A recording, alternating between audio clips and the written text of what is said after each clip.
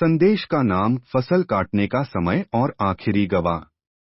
और यह कि यरूशलेम से शुरू करके सभी राष्ट्रों में उसके नाम से पश्चाताप और पापों की क्षमा का प्रचार किया जाना चाहिए। और तुम इन बातों के गवाह हो। और देखो, मैं अपने पिता का वादा तुम पर उतारता हूँ, लेकिन जब तक तुम ऊपर से सामर्थ्य से संपन्न न हो जाओ, तब तक यरूशलेम शहर में ठहरे रहो। लूका रचित सुसमाचार अध्याय 24 वचन 47। प्रेरितों के काम अध्याय 1 वचन 8। लेकिन जब पवित्र आत्मा तुम पर आएगा, तब तुम सामर्थ्य पाओगे, और यरूशलेम और सारे यहूदिया और सामरिया में और पृथ्वी की छोर तक मेरे गवाह होगे। जब तक कि हम आज सुबह यह छोटा सा संदेश समाप्त करेंगे, तब तक आपको परमेश्वर के उद्देश्य, योजना और आपके लिए कार्यक्रम की बेहतर समझ होगी, और वह अंत समय में यहाँ क्या करना चाहता है। मैं पूरे दिल से विश्वास करता हूँ कि हम चर्च के लिए महान आदेश, महान आज्ञा के समय के करीब आ रहे हैं। मैं यह भी मानता हूँ कि हम मसीह की दुल्हन के लिए अंतिम समय के सुसमाचार प्रचार के करीब पहुँच रहे हैं। मैं आज सुबह सबसे पहले एक बहुत ही कठोर बात कहना चाहता हूँ कि वह भाई ब्रैनहम को दुनिया भर में भेजे और उसे परमेश्वर की शक्ति प्रदर्शित करने वाले अपने महान सेवकाई में रखे। बस भाई ब्रैनहम को घर ले जाए और लोगों को उसके आसपास बैठाए और उसके पुनर्जीवित होने की प्रतीक्षा करे। यह कभी भी परमेश्वर की मंशा या पूर्ण इच्छा नहीं थी। भाई ब्रैनहम प्रभु के पास चले गए हैं और उन्होंने कहा, यदि परमेश्वर मुझे घर ले जाता है तो मैं वापस नहीं आऊंगा। भाई ब्रैनहम के निजी पुनरुत्थान में विश्वास करना, वापस आना और भारत और अफ्रीका और जापान और सफेद घोड़े पर सवार और अंतिम चरमोत्कर्ष और तंबू के साथ मेक्सिको यात्रा के दर्शनों में चीजों को पूरा करना गलत है। परमेश्वर के उस आदमी को वापस लाने और उसके चले जाने के बाद उसे उन सभी दर्शनों में रखने की कोशिश करना एक पाखंड है। इसके लिए कोई शास्त्र वचन नहीं है। भाई ब्रैनहम को निजी पुनरुत्थान में वापस लाने के लिए बाइबल में कोई शास्त्र वचन नहीं है। भाई ब्रैनहम सामान्य या पहले पुनरुत्थान में आएंगे। मैं परमेश्वर के भविष्यवक्ता से प्यार करता हूँ, लेकिन भाई ब्रैनहम एक पूला लहराने की भेंट के रूप में आए। दुनिया भर में 7 बार वह आपको और मुझे यह साबित करने के लिए सुसमाचार की शक्ति और प्रदर्शन में गए कि मसीह की दुल्हन को अंत समय में यहाँ क्या करना चाहिए। क्योंकि भाई ब्रैनहम ने 7वीं मुहर और 7 गर्जनों पर बहुत जोर दिया है, और लोगों ने जो किया है वह यह है कि वे बाहर जाकर इन तथाकथित निजी गर्जनों और झूठी गर्जनों की व्याख्याओं के द्वारा दुल्हन के लिए एक झूठी सेवकाई का निर्माण करने की कोशिश करते हैं, जो आज पृथ्वी को पार कर रही है। लेकिन हम पाते हैं कि इसमें कोई पवित्रता नहीं है। उनकी गर्जनों ने दुल्हन के लिए एक रचनात्मक वचन बोलो सेवकाई का निर्माण नहीं किया है। नहीं, उनकी झूठी गर्जनों ने लोगों को बेदारी के लिए एक साथ इकट्ठा किया है। भाई ब्रैनहम के संदेश का पालन करते हुए लोग सभी प्रकार के पाप में जीते हैं। उनके पास 7 गर्जनों की अपनी अलग अलग व्याख्याएं हैं, और यह बहुत भ्रम पैदा कर रहा है। परमेश्वर के पास एक पूर्व निर्धारित योजना है, एक पूर्व निर्धारित इच्छा है अपने चर्च को सामर्थ्य भेजने के लिए और इसे दुनिया भर में भेजने के लिए। यही वह बात है जिस पर मैं आज सुबह बात करना चाहता हूँ। परमेश्वर पूरे देश को एक और बार हिलाने जा रहा है। 51 उसने 3 बार आदेश दिया, 3 बार उसने भेजा, और उन्होंने दावत को स्वीकार नहीं किया। फिर उसने फिर से भेजा, और उसने कहा, जाओ और उन लोगों को आने के लिए मजबूर करो, मेज सजानी होगी। मेज तैयार है, अभी भी जगह है। और मेरा मानना है कि शायद अगले कुछ महीनों या कुछ और या साल या जो भी हो, परमेश्वर पूरे देश को एक और बार हिलाने जा रहा है, क्योंकि अभी भी कहीं न कहीं कोई ऐसा व्यक्ति है जो पहले से ही तय बीज है, जिस पर कहीं न कहीं दुनिया में कहीं न कहीं प्रकाश गिरना ही है। राष्ट्र ही खत्म हो गया है। यह कैसे हो सकता है कि चर्च कभी भी उस स्थिति में आ सकते हैं जिसमें वे अभी हैं?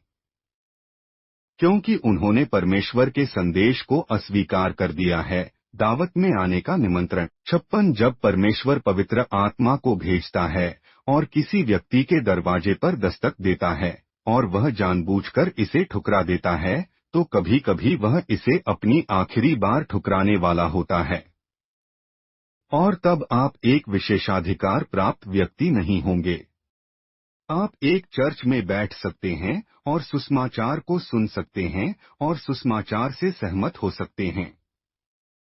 आप इतना ही कह सकते हैं, मुझे पता है कि यह सही है, लेकिन कभी भी खुद की मदद करने के लिए उस पर उंगली नहीं रखते। समझे? आप बस इसे सुनते हैं क्योंकि आप कहते हैं, मुझे विश्वास है कि यह सही है। यह बस इसके साथ सहानुभूति है। मैं कह सकता हूँ, मुझे विश्वास है कि यह $10,000 है, इसका मतलब यह नहीं है कि मुझे यह मिल गया। समझे? मैं कह सकता हूँ, यह अच्छा ठंडा पानी है, लेकिन इसे पीने से इनकार कर सकता हूँ। आप जानते हैं मेरा क्या मतलब है? और यह अनंत जीवन है। और ऐसा करने से इनकार करने पर एक दिन आप न्याय और दया के बीच की रेखा को पार कर जाएंगे और फिर आपको आने और इसे प्राप्त करने का विशेषाधिकार नहीं मिलेगा। आप लोगों के लिए जो यहाँ आते हैं, मैं उन लोगों के लिए जिम्मेदार नहीं हूँ जिनसे दूसरे सेवक बात कर रहे हैं। लेकिन अगर यह सही है, तो आपको इसके लिए अपना जीवन देना होगा। आपको इससे ज्यादा और क्या मिल सकता है जो आपके लिए इस बात से ज्यादा फायदेमंद हो कि आप जान सकें कि आपको अनंत जीवन मिल सकता है। भेंट के दिन को अस्वीकार करने से यह आपको परमेश्वर से अलग कर देता है। 60। अब हम देखते हैं। और पुराने नियम में उनके पास वह था जिसे वे जुबली वर्ष कहते थे। वह समय था जब जुबली बजने पर सभी लोग जो गुलाम थे मुक्त हो सकते थे। और फिर अगर वह आदमी बाहर नहीं जाता था, अगर उसके पास कोई बहाना था जो वह दे सकता था कि वह अपनी भूमि पर वापस नहीं जाना चाहता था, तो उसे मंदिर में खंभे के पास एक सुआ से कान में निशान लगाना पड़ता था। और फिर चाहे कितनी भी जुबली क्यों न आए, वह आदमी बेचा हुआ था। वह फिर कभी इस्राएल में एक नागरिक के रूप में वापस नहीं आ सकता था। उसने क्या किया? उसने अपने निमंत्रण को अस्वीकार कर दिया। उसे कुछ भी नहीं चुकाना पड़ा। उसकी गुलामी का कर्ज खत्म हो गया था। उसका परिवार स्वतंत्र था। वह सीधे अपने वतन वापस जा सकता था और अपना अधिकार प्राप्त कर सकता था। लेकिन अगर उसने ऐसा करने से इनकार कर दिया, तो उसे इस्राएल के साथ और नहीं दिया गया और उसका अधिकार किसी और को दे दिया गया। क्या आपका जीवन सुसमाचार के योग्य है? 63:0630 पुराने नियम के याजक की तरह जो जुबली की तुरही बजाते हुए आगे बढ़े ताकि लोग आजाद हो सकें। भाई ब्रैनहम ने दुनिया भर में 7 बार सुसमाचार की तुरही बजाई ताकि आज के लोग आजाद हो सकें और वापस जाकर वह सामर्थ्य प्राप्त कर सकें जो शुरुआती चर्च के पास थी, परंतु वो तो नाइसिया, रोम में खो गई थी। उस निमंत्रण, उस संदेश को ठुकराना आपको सर्वशक्तिमान परमेश्वर से अलग कर देता है। हम एक गंभीर समय में हैं। यह आखिरी गवाह जो पृथ्वी पर आना है, जो कोई बचा नहीं है, और अमेरिका में जिन्होंने अपना हृदय परमेश्वर की ओर नहीं मोड़ा है, मसीह की दुल्हन जो यहाँ अमेरिका में बचे हैं, उन्हें इस अंतिम गवाह के तहत इकट्ठा करना होगा।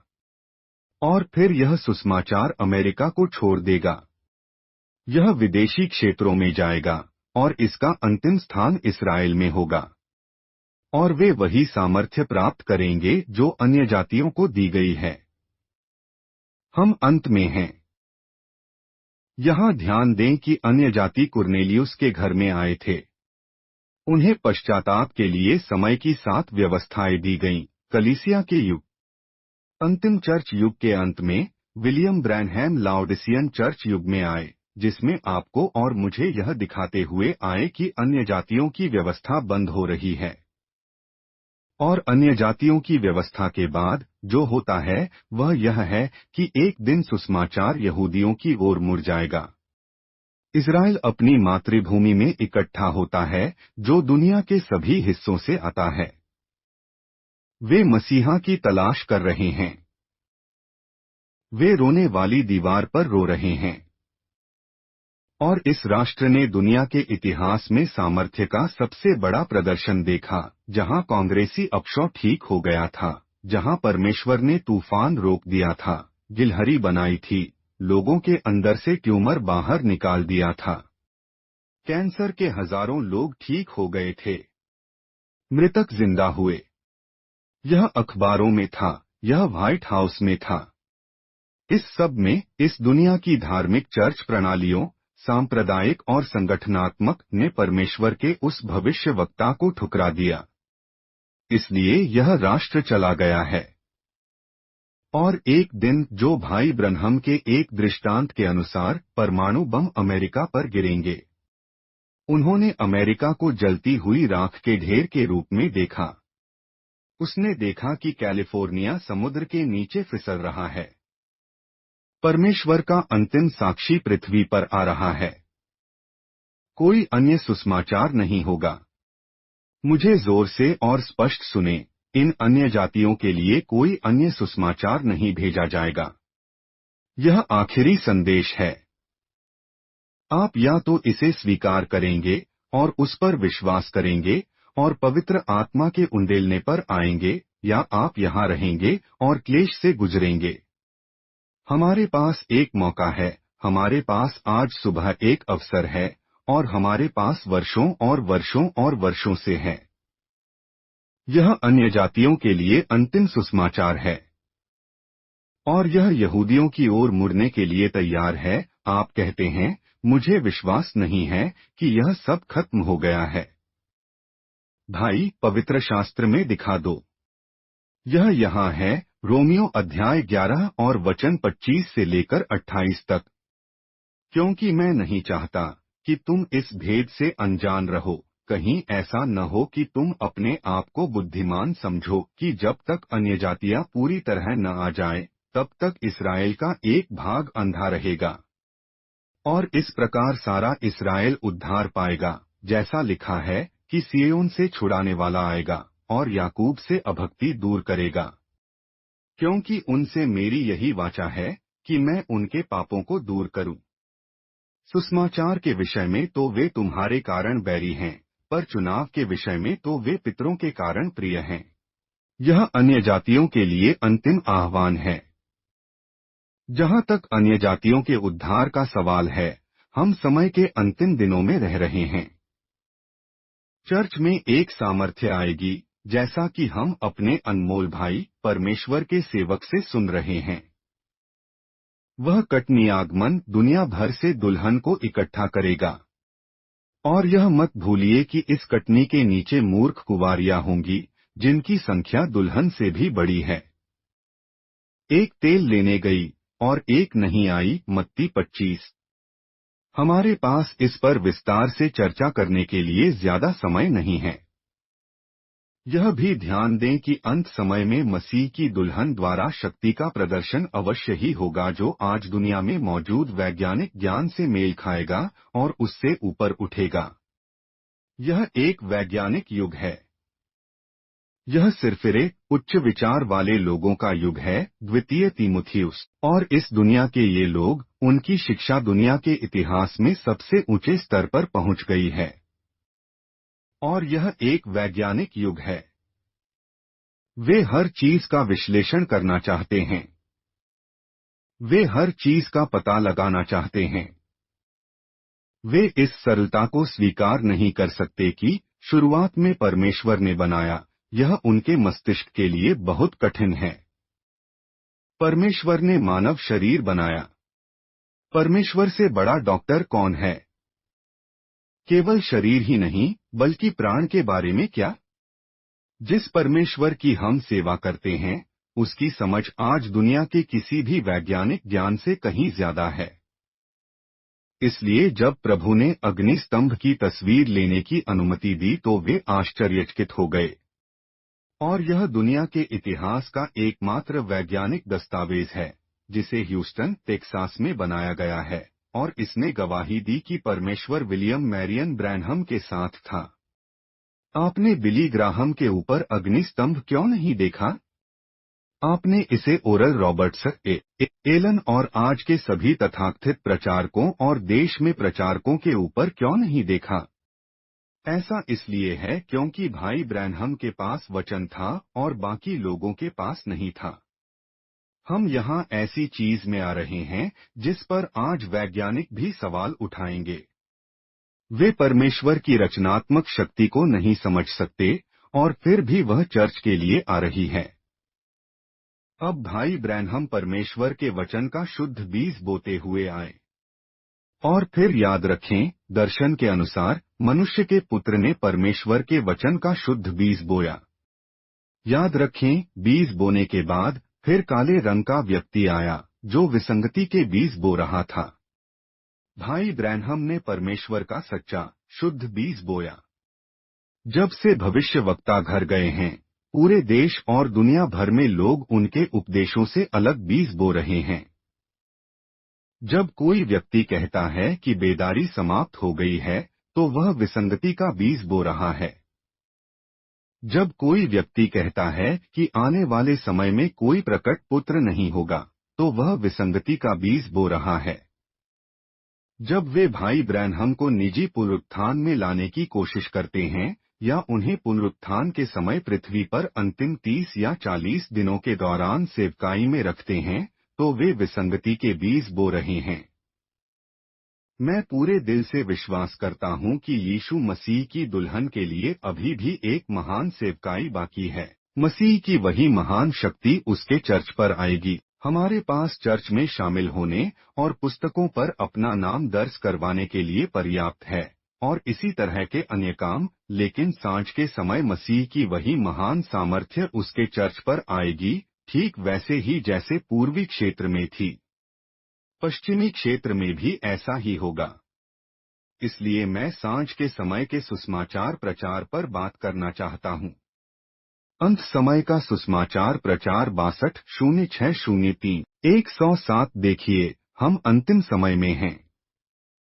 लेकिन आप देखिए, हमने पुराने चर्च युग से व्यवस्था बदल दी है, जहां वह उदास दिन था, बस चर्च में शामिल हों और अपना नाम पुस्तक पर लिखें, जब तक कि सांझ का उजाला न हो जाए, पुनर्स्थापना न हो जाए, पवित्र आत्मा फिर से पृथ्वी पर वापस आ न जाए। एक और पिंतेकुस्त, एक और चिन्ह, एक और बात घटित होने वाली थी, और लोग इस पर विश्वास नहीं करते क्योंकि वे बिल्कुल वैसे ही स्थापित हो चुके हैं जैसे वे यीशु के दिनों में थे। देखा, मत्ती 24। यीशु ने इस दिन के विषय में कहा, उन्होंने कहा कि यहूदी अंतिम दिन फिर से एकत्र होंगे। उन्होंने कहा, जब आप अंजीर को देखेंगे, जब एक पेड़ पर कलियां निकल आती हैं, तो समझ लीजिए कि समय आ गया है।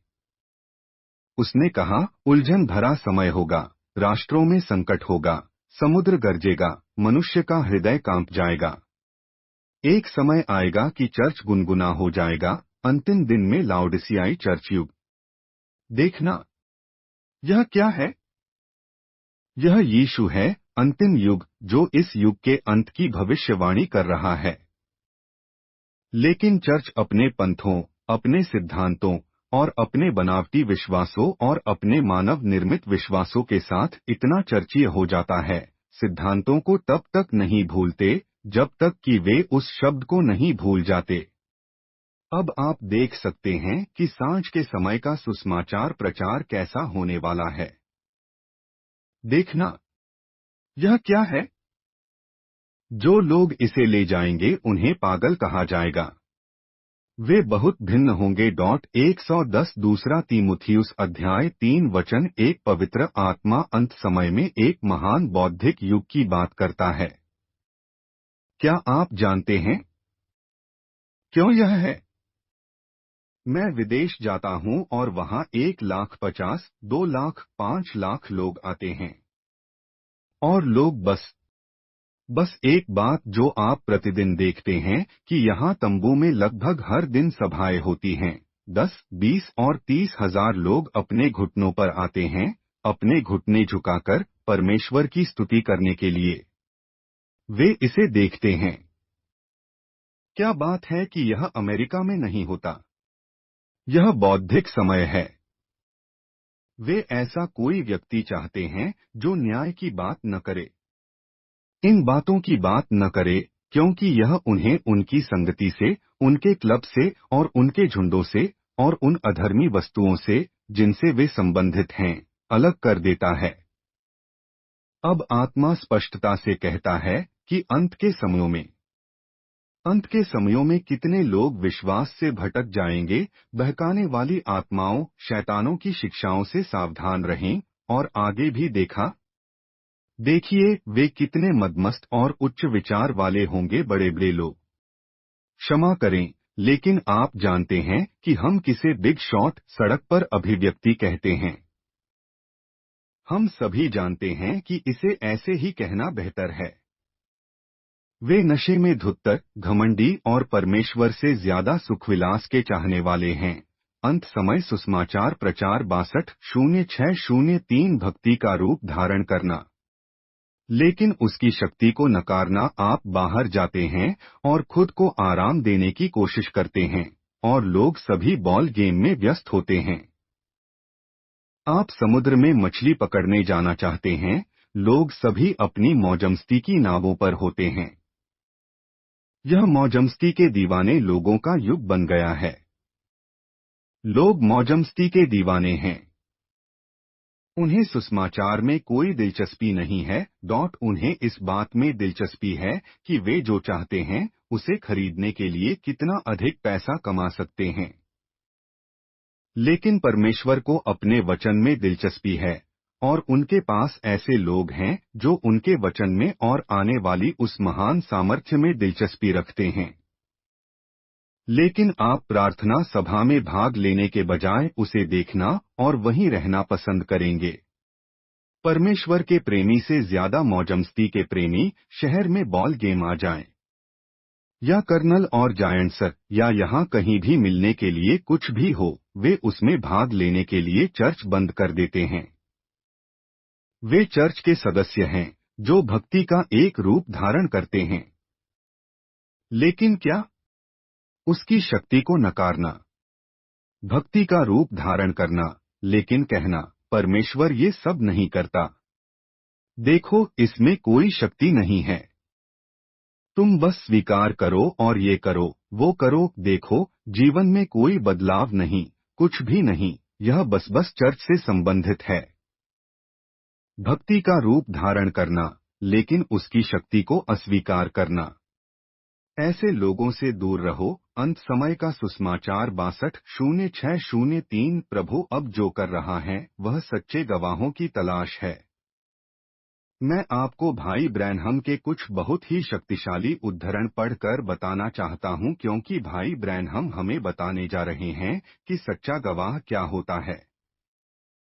ये उद्धरण भाई ब्रैनहम के अपने कथनों द्वारा यह साबित करने के लिए पर्याप्त हैं कि संदेश में सभी अनुयायी जो मानते हैं कि सब कुछ खत्म हो गया है और कि यह सब भाई ब्रैनहम में था, यह गलत है। दुनिया के सबसे दूर के हिस्सों में गवाह, वे एक जगह एकमत होकर परमेश्वर से अपने वचन को पूरा करने की उम्मीद कर रहे थे।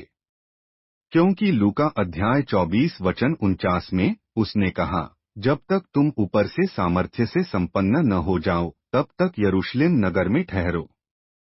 प्रेरितों के काम अध्याय 1 में कहा गया है, जब पवित्र आत्मा तुम पर आएगा, तब तुम यरूशलेम, यहूदिया, सामरिया और दुनिया के सबसे दूर के हिस्सों में मेरे गवाह होगे। क्या तुम इस पर विश्वास करते हो?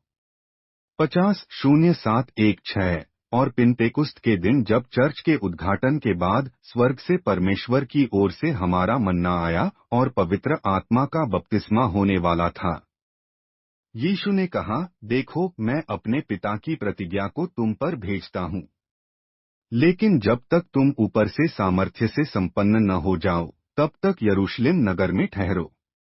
इसके बाद पवित्र आत्मा तुम पर आएगा, तुम यरूशलेम, यहूदिया, सामरिया, एरी, पेंसिल्वेनिया और जगत की छोर तक मेरे गवाह होगे। आमीन। लाजर का पुनरुत्थान 51:07-29।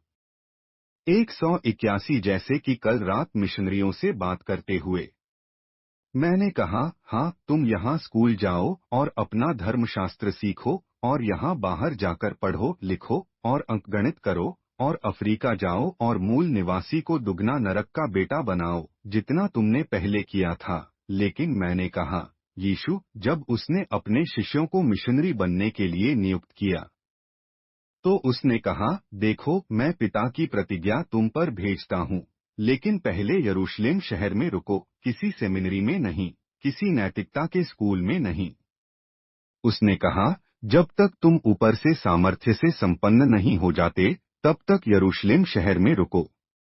देखो, मैं पिता की प्रतिज्ञा तुम पर भेजता हूँ, लेकिन जब तक तुम ऊपर से सामर्थ्य से संपन्न नहीं हो जाते, तब तक यरूशलेम शहर में रुको। इसके बाद पवित्र आत्मा तुम पर आएगा, तब तुम यरूशलेम, यहूदिया, सामरिया और दुनिया की छोर तक मेरे मिशनरिया गवाह होगे। जाओ और मेरे चेलों से कहो। 53:04-05। कितने लोगों को इससे आनंद आया? हमारे पास कुछ गहन उद्धरण हैं। पृथ्वी के सबसे दूर के भागों तक गवाह 27। और अब मैं नए नियम में प्रेरितों के कार्य के पहले अध्याय में कुछ पढ़ना चाहता हूँ। मुझे लगता है कि इसे प्रेरितों में पवित्र आत्मा के कार्य कहा जाना चाहिए। और अब बस कुछ क्षणों के लिए मैं इस विषय का उपयोग करना चाहता हूँ। गवाह 42। यहाँ यीशु अपने प्रेरितों को पवित्र आत्मा की योग्यता के लिए नियुक्त कर रहे थे, इससे पहले कि वे गवाह बनने जाएं। और आज रात मेरा विषय है एक गवाह। अब अदालतों में एक गवाह को कुछ जानना होता है। कोई भी व्यक्ति आकर गवाह नहीं बन सकता। यह कोई ऐसा व्यक्ति होना चाहिए जो कुछ जानता हो, और जब हम प्रभु के लिए गवाही दे रहे होते हैं तो ऐसा ही होता है। इसके लिए किसी ऐसे व्यक्ति की आवश्यकता होती है जो कुछ जानता हो। इसलिए यीशु ने सोचा, यह कहा कि इससे पहले कि वे उसके गवाह बन सकें, उन्हें यरूशलेम में तब तक इंतजार करना होगा जब तक कि उन्हें ऊपर से सामर्थ्य न मिल जाए। तब वे पूरी दुनिया में गवाह बनेंगे। यरूशलेम, यहूदिया, सामरिया और पृथ्वी के छोर तक गवाह। 53:04-05। पूरी दुनिया में सामर्थ्य के साथ गवाह। 46। प्रेरितों के काम अध्याय 1:8। लेकिन इसके बाद तुम पवित्र आत्मा प्राप्त करोगे। इसके बाद तुम सामर्थ्य प्राप्त करोगे, पवित्र आत्मा तुम पर आएगा। तुम यरूशलेम, यहूदिया, सामरिया और कॉनर्सविले, इंडियाना और पृथ्वी के छोर तक मेरे गवाह होगे। क्या जब तुम एक डीकन बन जाओगे? नहीं। जब तुम सेमिनरी से बाहर निकल जाओगे? नहीं। जब तुम एक उपदेशक बन जाओगे? नहीं। जब तुम पवित्र आत्मा प्राप्त कर लोगे, तो तुम पूरी दुनिया में सामर्थ्य के साथ मेरे गवाह होगे। हर उसको जिसे परमेश्वर गवाह होने के लिए बुलाया, उसे गवाह बनने से पहले ऊपर से सामर्थ्य प्राप्त होनी चाहिए। एक गवाह को कुछ जानना चाहिए, कुछ देखना चाहिए, यह जानना चाहिए कि वह किस बारे में बात कर रहा है। आमीन। मैं धार्मिक महसूस करता हूँ। परमेश्वर का दिया हुआ मार्ग 53:0613. 70। भाई, मैंने इसके लिए सब कुछ सहा है। मैं अपने प्रभु से प्यार करता हूँ। मैं उनसे पूरे दिल से प्यार करता हूँ। मुझे परवाह नहीं कि दुनिया क्या कहती है। उन्होंने मुझे चर्च से निकाल दिया। वे कहते हैं, क्यों बिली, तुम पागल हो, तुम्हें बुरा सपना आया। तुमने रात के खाने में क्या खाया? मुझे दूसरे दिन डॉक्टर डेविस को यह बताने का सौभाग्य मिला कि वे कट्टरता को क्या कहते हैं। दक्षिण अफ्रीका में जहां मैंने एक दिन वेदी पर प्रार्थना की और 30,000 लोगों ने यीशु मसीह को स्वीकार किया। यह पिछले 100 वर्षों में मसीह के लिए जीते गए सभी मिशनों से कहीं ज्यादा है। एक मिशनरी के लिए एक सामान्य आदेश है, यरूशलेम शहर में रुको, किसी कब्रिस्तान या सेमिनरी में नहीं। या जो भी तुम चाहो, दोनों ही मृत स्थान हैं। ठीक है, जब तक तुम शिक्षा नहीं, जब तक तुम धर्मशास्त्र नहीं सीख लेते, नहीं, जब तक तुम ऊपर से सामर्थ्य से संपन्न नहीं हो जाते, तब तक यरूशलेम शहर में ठहरो। इसके बाद पवित्र आत्मा तुम पर आ जाएगा, तब तुम यरूशलेम में, यहूदिया में, सामरिया में, शिकागो, इलिनोइस में, या पृथ्वी के छोर तक मेरे गवाह होगे। यह सही है। मैं एक पवित्र रोलर क्यों हूँ? शिकागो, इल 530830। जब तक तुम में सामर्थ्य न आ जाए, तब तक यरूशलेम में रुको। आज तुम्हें जिस चीज की जरूरत है, एक मिशनरी कार्यक्रम कभी भी सिलाई बुनाई पार्टी नहीं थी। यह था, जब तक तुम ऊपर से सामर्थ्य न पालो, तब तक यरूशलेम शहर में रुको। इसके बाद पवित्र आत्मा तुम पर उतरेगा, तब तुम यरूशलेम, यहूदिया, सामरिया, ओवेंसबोरो, केंटकी और दुनिया के सबसे दूर के हिस्सों में मेरे गवाह बनोगे। मैं पुनर्स्थापित करूंगा ओवेंसबोरो, KY 53 1110। अब यहाँ ध्यान दें, भाई ब्रैनहम के उन सभी कथनों को देखें। भाई ब्रैनहम हमें बता रहे हैं कि सच्चा गवाह बनने के लिए आपके पास सामर्थ्य होनी चाहिए, और सामान्य आदेश है, यरूशलेम में रुको। यहाँ ध्यान दें कि पिंतेकुस्त के दिन जो सामर्थ्य आई थी, वह समूह जिसने प्रभु के पहले आगमन को पाया था, एक निश्चित स्थान पर रुकना शुरू कर दिया। वे जानते थे कि सामर्थ्य आने वाली थी, और वे वहीं रुके और उस सामर्थ का इंतजार किया, क्योंकि वे सच्चे मिशनरी नहीं हो सकते थे गवाह के रूप में, जब तक कि वह सामर्थ्य उनके पास न आ जाए। क्या यह सुंदर नहीं है? अब आप कहते हैं, ठीक है, मैं समझता हूं कि हमें सच्चे गवाह बनने के लिए सामर्थ्य की आवश्यकता है। मैं भाई ब्रैनहम के उद्धरणों को समझता हूं। मैं आपको बताना चाहता हूं कि यह केवल अन्य जातियों के साथ ही नहीं रहेगी। भाई ब्रैनहम के इस उद्धरण में शास्त्र वचन को ध्यान से सुने। अंतिम दिनों में दो गवाह, 70 से 70 प्रकाशित वाक्य अध्याय 11 में, दो गवाह उनकी ओर देखें। मैं अपने गवाहों को सामर्थ्य दूंगा, और वे अपनी भविष्यवाणी के दिनों में आकाश को बंद कर देंगे। जैसे वे चाहेंगे वैसे वे पृथ्वी पर विपत्तियां भेजेंगे। वहां वे हैं, आखिरी दिनों में दो गवाह। प्रश्न और उत्तर जेफ 540103 न केवल अंतिम समय में मसीह की दुल्हन परमेश्वर के सामर्थ्य के सच्चे गवाह होंगे। इस्राएल के दो गवाहों के पास वही सामर्थ्य होगी। उन्हें दो गवाह कहा जाता है। और जिस तरह अन्य जातियों को गवाह बनने के लिए सामर्थ्य की आवश्यकता होती है, उन्हें भी आकाश को बंद करने और पृथ्वी पर विपत्तियों को भेजने के लिए उसी सामर्थ्य की आवश्यकता होगी। हमने पृथ्वी के केवल 1/3 हिस्से को ही गवाही दी है, E7। और अब सुसमाचार को सारी पृथ्वी पर गवाही दी जानी थी, यरूशलेम से शुरू होकर यहूदिया, सामरिया और पूरी पृथ्वी पर। और चर्च के आंकड़ों के अनुसार हमने अब तक पृथ्वी के केवल 1/3 हिस्से को ही गवाही दी है। पृथ्वी के 2/3 लोगों ने प्रभु यीशु मसीह के सुसमाचार को कभी नहीं जाना या सुना है। सृष्टिकर्ता द्वारा स्वयं दिए गए 2000 वर्षों के आदेश के लिए यह कितना अपमानजनक है, और हम इतने लापरवाह रहे हैं कि इस पृथ्वी की 2/3 आबादी ने कभी प्रभु यीशु मसीह का नाम नहीं सुना है। अब गवाह बनने के लिए एक गवाह को पहले योग्य होना चाहिए। हमारे देश की अदालतों में, सर्वोच्च न्यायालय में और न्याय की सभी अदालतों में गवाह बनने से पहले एक गवाह की पहले जांच की जानी चाहिए। और अगर न्याय में हमारे देश की अदालतें गवाह बनने से पहले जांच की मांग करती हैं, तो स्वर्ग के परमेश्वर को एक सही गवाह के रूप में हमारी पहचान होने से पहले जांच और योग्य गवाह की कितनी अधिक आवश्यकता होगी। गवाह शिकागो IL 561004 हमारे अनमोल चरवाहे, हमारे आज के सेवक और हमारे प्रिय पादरी और चरवाहे भाई के साथ हम वर्षों से इन तथाकथित प्रभु के गवाहों की जांच कर रहे हैं, जो आज मैदान में हैं, और हम उन्हें बिना सामर्थ्य के पाते हैं। उनके पास वह नहीं है जो वे कह रहे हैं कि उनके पास है।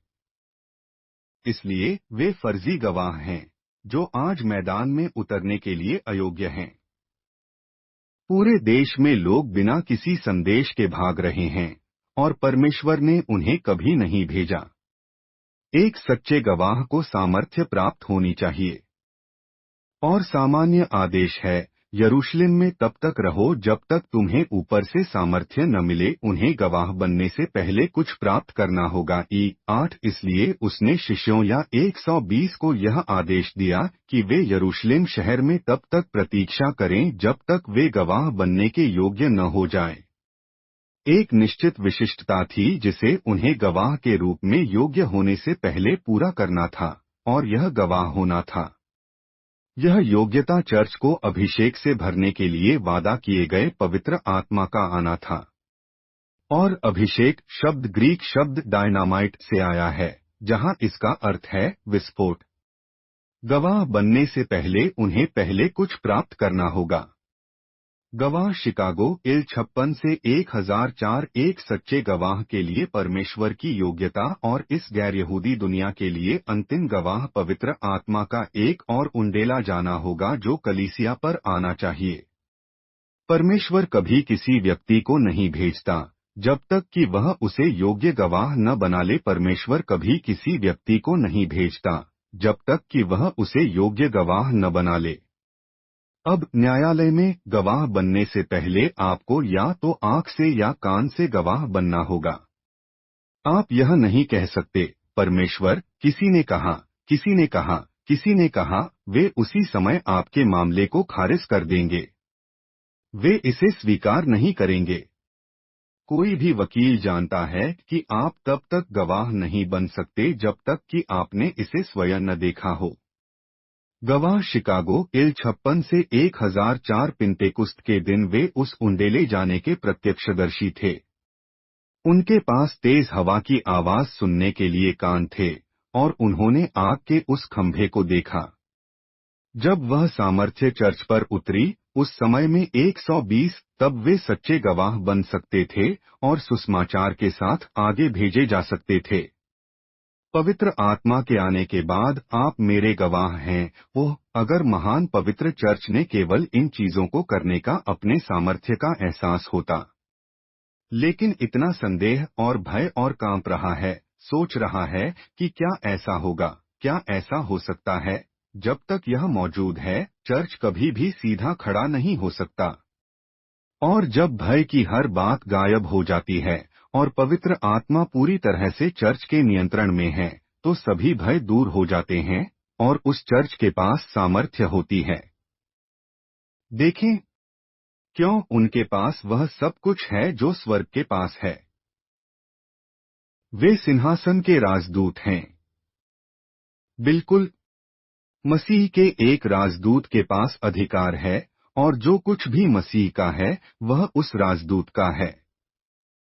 और उसने कहा, तुम सारी दुनिया में जाओ, तुम मेरे गवाह हो जब पवित्र आत्मा तुम पर आता है।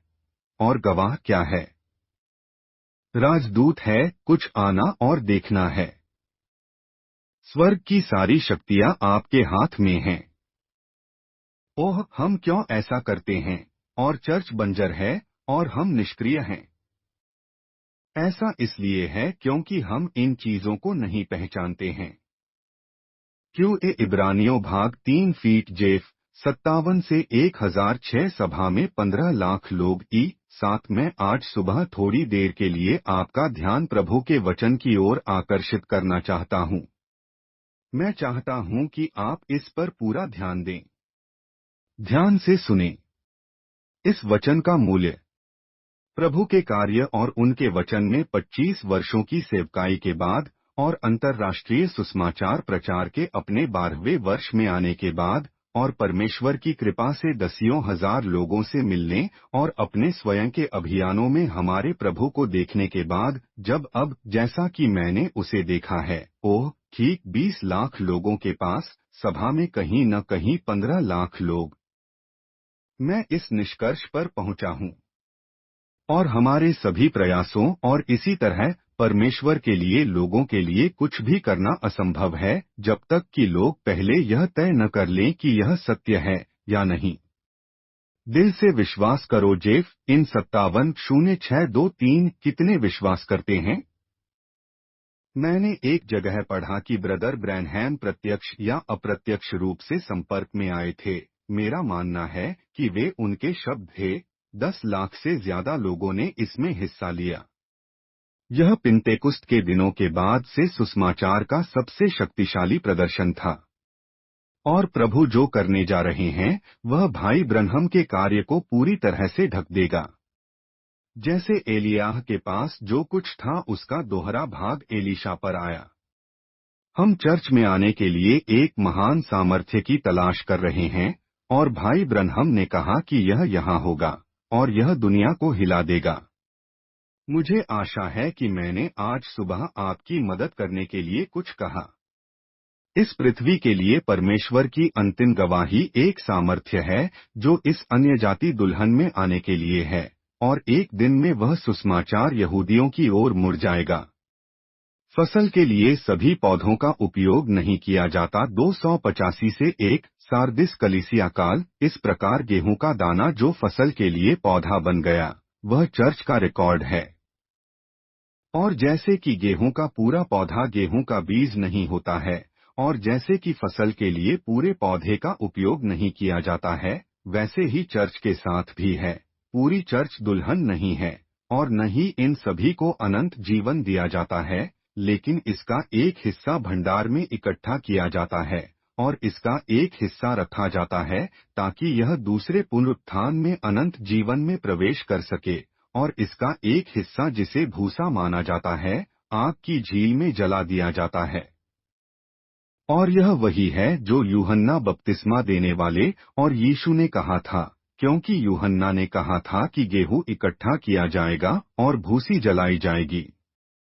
यीशु ने कहा, जंगली घास को बांधो और फिर गेहूं इकट्ठा करो।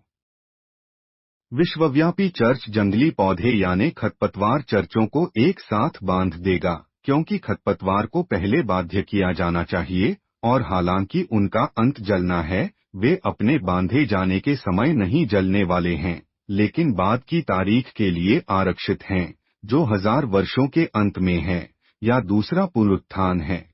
लेकिन एक बार जब खरपतवार को बांध दिया जाता है तो स्वर्गारोहण हो सकता है और ऐसा बांधने और मसीह विरोधी के प्रकट होने के बीच किसी समय होता है।